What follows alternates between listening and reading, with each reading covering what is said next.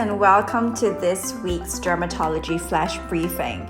We're going to be talking about cystic acne in this episode, as well as this medication, Isotretinoin, also known by its trade name Accutane or Oratane. Well, in terms of cystic acne, the key features that differentiate it from typical comedonal or other types of inflammatory acne is its tendency to form large, painful cysts that are filled with pus, may bleed, and cause significant pain and psychosocial distress. The most severe type of cystic acne is known as acne fulminans, which sometimes can lead to sepsis, where the bacteria spreads from the skin infection systemically via the bloodstream. Sufferers of acne fulminans are often very distressed because they wake up with blood and pus from the lesions on their pillowcases. And of course, they experience significant pain and psychosocial distress from the cosmetic disfigurement. Now, what exactly causes cystic acne? Cystic acne is actually the same in terms of pathogenesis compared to comedonal inflammatory types of acne, apart from the fact that individuals with cystic acne are probably genetically predisposed to the condition, whereas in people who suffer from comedonal or papular types of acne, they may be experiencing a physiological change in their bodies, for example, during puberty, that leads to the onset of pimples. If an individual in your family has had a history of cystic acne, and especially if they've been on treatment with a medication known as isotretinoin, it is highly likely that if you suffer from acne, that your acne can be severe as well. In terms of effective treatments, it's important to highlight that when an individual is diagnosed with cystic acne, most dermatologists would recommend starting on this medication known as isotretinoin. There are, however, contraindications to this medication. If you are pregnant, breastfeeding, or planning conception, we do not give isotretinoin because it's teratogenic, it's category X, which means that it can cause fetal abnormalities. In individuals with pre-existing liver disease, or if they're hepatitis B carriers, it's important that thorough evaluation is carried out, preferably in conjunction with an attending gastroenterologist, to ensure that there isn't underlying liver disease that would cause further abnormalities to arise during the course of isotretinoin treatment. If you have a history of familial hypercholesterolemia, which is high cholesterol inherited on the basis of genetics, then treatment of isotretinoin may be a bit tricky because one of the side effects is that it increases your cholesterol levels. Apart from that, isotretinoin is actually very effective. Some of the problems that arise during treatment would be dryness of the lips, the eyes, a condition of the lips known as cheilitis, a more severe form of lip eczema, may arise from isotretinoin treatment because one of the primary ways isotretinoin works is by suppressing the sebaceous glands. Now, the lips are considered mucocutaneous type of skin, which means that it's thinner, it's more fragile, and isotretinoin can cause the development of lip eczema. Hence, it's important to ensure that proper lip care, and it's more than just applying Vaseline or paraffin in the case of an individual on isotretinoin, but using a ceramide or phytoceramide-based formula that repairs the lip barrier.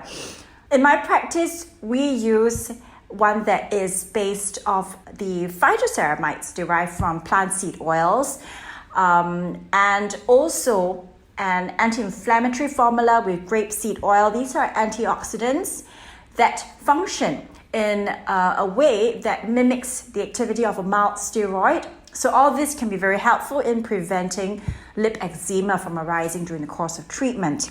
Another moderate contraindication would be an individual with pre-existing eczema. Now, if you have severe eczema, then you should not take isotretinoin. However, if your eczema is mild or moderate and is currently not flaring up, then your attending dermatologist may consider giving you the medication. However, it's important to note that a good 70 to 80% of patients with pre-existing history of eczema, when they start isotretinoin, will experience a flare of the eczema. And most dermatologists will be very aware of that.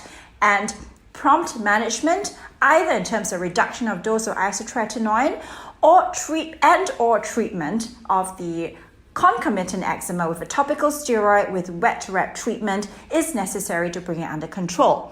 Is isotretinoin safe in breastfeeding or pregnancy? The answer is a clear no. However, after you complete the course of isotretinoin, we typically state that it is safe to commence conception about a month after stopping the medication, because that's when all the medications wash out. I think it's also important for us to talk about how isotretinoin affects your skin.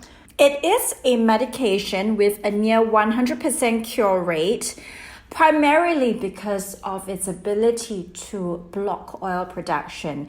But this cure rate is very much dependent on the individual's ability to tolerate the medication.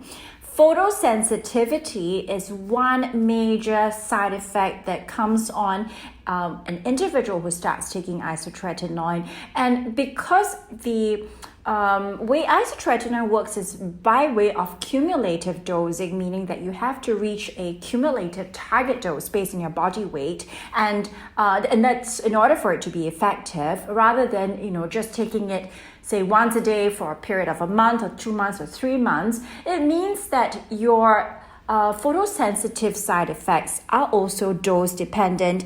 In a tropical country like Singapore, right at the equator, we get 100% of the sun's UV rays. That also means that you can develop a lot more of the photosensitive side effects.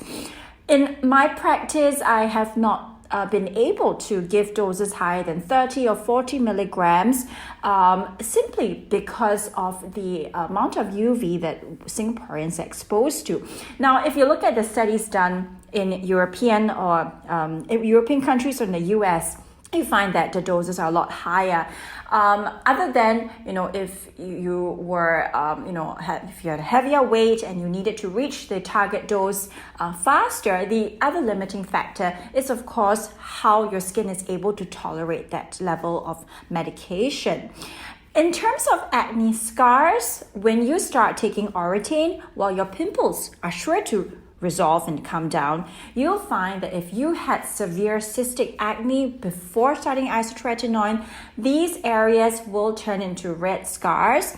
Isotretinoin does worsen the appearance of your scars. Your skin appears more fragile. There might be a lot more redness, telangiectasia, which is the appearance of blood vessels on your face, partly because of the photosensitive side effects, as well as the breakdown of the ceramide, barrier function of the skin.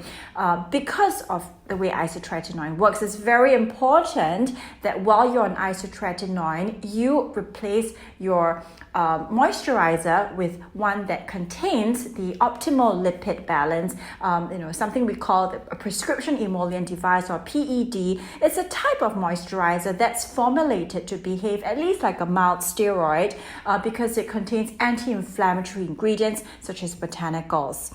So the important thing about isotretinoin is, yes, it is safe. It is important for individuals with cystic acne because this type of acne, unfortunately, does not respond well to any other type of therapy. You can do a combination of lasers, light therapy, oral antibiotics, and it still will be recalcitrant. You probably save yourself a lot of time, money, as well as the cosmetic disfigurement that comes with acne scarring if you are put on isotretinoin and monitored for the side effects.